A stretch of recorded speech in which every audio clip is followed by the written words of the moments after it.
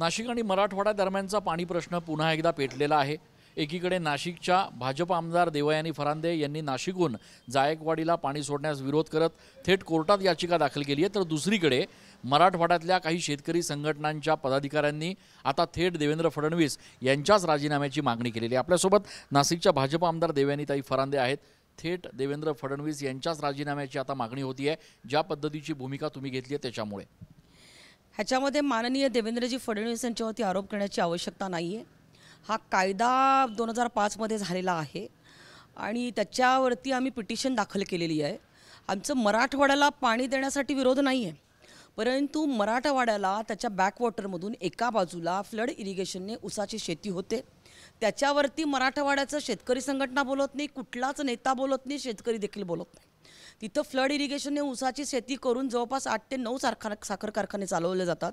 त्याच्यामध्ये आम्ही कॅल्क्युलेशन करून ऊसाच्या गाळपावरून किती साखर झाली, त्याला किती पाणी लागेल ह्याचं कॅल्क्युलेशन केल्यानंतर सरकारीच टर्मिनॉलॉजी घेऊन, सरकारीच आकडे घेऊन त्याच्यामध्ये 26 TMC पाणी हे ऊसाच्या शेतीसाठी जायकवाडीच्या बॅकवॉटरमधून उचललं जातं। मग माझा प्रश्न असा आहे की जर 26 TMC पाणी तुम्ही जायकवाडीच्या बॅकवॉटरमधून उचलतात, मराठवाड्याला पाणी मिळायला पाहिजे या भूमिकेची मी आहे। माझा महाराष्ट्रातला कुठलाही शेतकरी असेल किंवा नागरिक असेल तो पाण्या वाचून राहायला कामा नये। मग तुम्ही ऊसाच्या जो गाळप होतोय, जे फ्लड इरिगेशन शेती होते त्याच्यावरती बोलत नाही। आमचा आक्षेप त्याच्यावरती आहे। नंबर 2, जे काही 2013 मध्ये एक पिटिशन दाखल झालेली होती माननीय हायकोर्टामध्ये, त्याच्या ऑब्झर्वेशनमध्ये आणि 2016च्या एका पिटिशनमध्ये माननीय हायकोर्टाने काही मतं त्यांची नोंदवलेली आहे। त्याच्यामध्ये पहिला मुद्दा असा होता की मेंढीगिरी समितीच्या अहवालाचं दर 5 वर्षांनी फेर नियोजन व्हायला पाहिजे, ते झालेलं नाही आहे। नंबर 2 की पिरियॉडिकली शासनाने जे काही वरच्या भागामध्ये आणि खालच्या भागांमध्ये जे काही धरणं असतील, पाण्याचे साठे असतील ह्याचं अवलोकन करायला पाहिजे। त्याच्यामध्ये गाळ साठला आहे का, काही हायड्रोलॉजिकल चेंजेस झालेले आहे का, पावसाचं प्रमाण कमी झालेलं आहे का, हे त्यांनी आपण नोंदवायला पाहिजे होतं, ते केलं गेलेलं नाही आहे।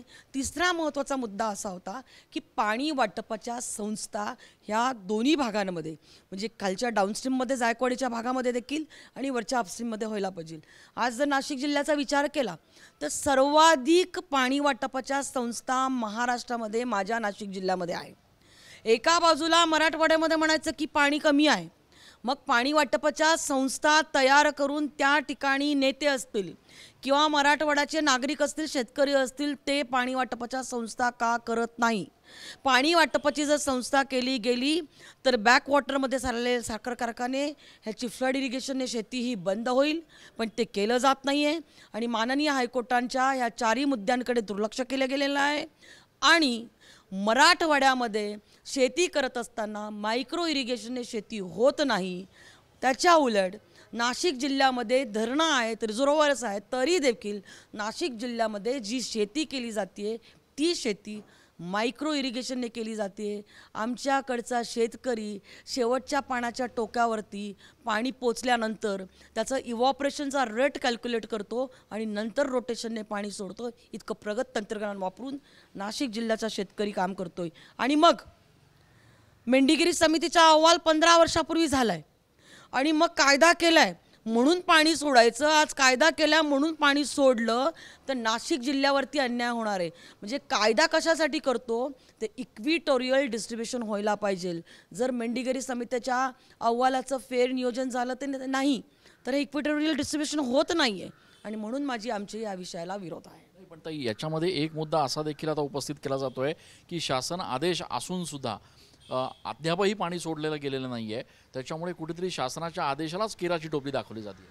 शासनाच्या आदेशाला कुठेही केराची टोपली मला नाही वाटत ते कोणी दाखवत असेल आणि शासन देखील दाखवू शकत नाही आहे।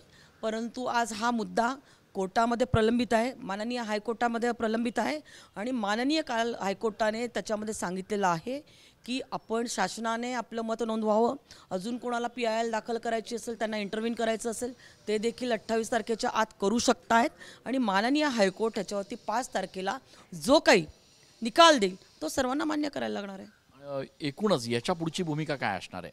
मेंढीगिरी अहवाल जो आहे किंवा समिती जी आहे तिने जे काही नॉर्म्स दिलेले आहेत त्याच्यात काही फेरबदल करण्याची आवश्यकता आहे, त्याला रिफॉर्म करण्याची आवश्यकता आहे. सातत्यानं हा वाद प्रत्येक वर्षी होतो, याला कायमस्वरूपी एक पूर्णविराम नाही मिळू शकत का? कायम नाशिक जिल्ह्यावरती ह्या समन्वयी पाणी वाटपाच्या कायद्याच्या माध्यमातून अन्याय केला जातो. आज महाराष्ट्रामध्ये कुठेही समन्वयी पाणी वाटपाचा कायदा नाही. नाशिक जिल्ह्यापुरता हा कायदा लावला आणि आमचं म्हणणं आहे की आमच्यावरती अन्याय का करतात? आमच्याकडे पाऊस पडत होता, त्याला एक काळ झाला. 4-5 वर्षांपासून आपण आता बघितलं असेल की पावसाळ्याचा पॅटर्न बदललेला आहे, सीझन बदललेला आहे. पाऊस पडतो पण तो अवकाळी पाऊस पडतोय आणि अतिवृष्टी होऊन जाते कधी कधी. आणि जेव्हा अवकाळी पाऊस पडतो तेव्हा आमच्या द्राक्ष बागांचं खूप मोठ्या प्रमाणामध्ये शेतीचं नुकसान होते.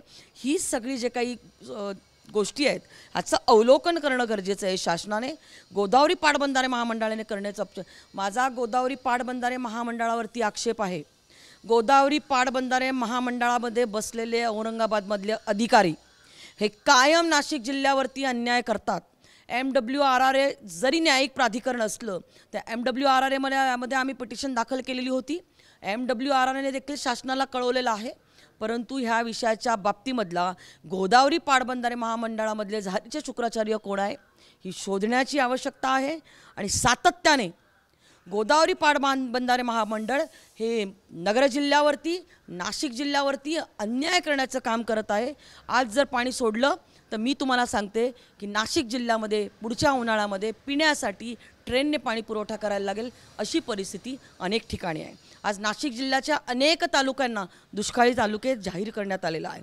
त्यामुळे आमचं म्हणणं आहे की गोदावरी पाटबंधारे महामंडळाने जर ह्या विषयाचं मेंढीगिरी समितीचं फेर अवलोकन केलेलं नाही, फेर नियोजन केलेलं नाही आहे, मग कशाच्या आधारावरती कायदा केला म्हणून तुम्ही पाणी सोडण्याचे आदेश देतात? हा अन्याय नाही आहे का? खूप खूप धन्यवाद. तर एकूणच या सगळ्या संदर्भामध्ये 5 तारखेला न्यायालयामध्ये आता सुनावणी होणार आहे. या सुनावणीत नेमकं काय होतं ते बघणं महत्त्वाचं ठरणार आहे. मात्र एकूणच हे संपूर्ण प्रकरण बघता मराठवाडा आणि नाशिक यांच्यामध्ये पाण्यावरनं संघर्ष येणाऱ्या दिवसात आणखी तीव्र होणार असंच चित्र सध्या बघायला मिळत आहे. कॅमेरा पर्सन प्रसाद सह मी चंदन पूजा अधिकारी, TV9 मराठी.